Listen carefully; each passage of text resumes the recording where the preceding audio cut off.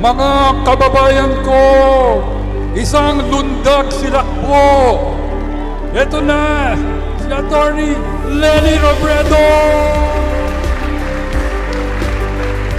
Laban po natin ito bilang isang bansa.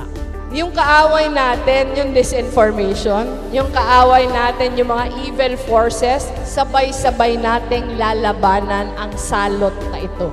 Pero ngayon, mas naiintindihan na natin, mas alam na natin kung anong dapat nating gawin.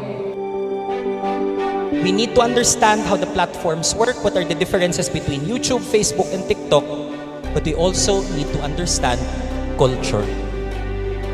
And we need to insert ourselves into those conversations.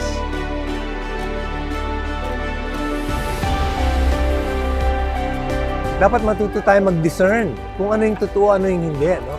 Diba? We make them understand, but first, we embrace them. It's not just gonna take like months, not even just years to fight it. It's gonna take decades, I think.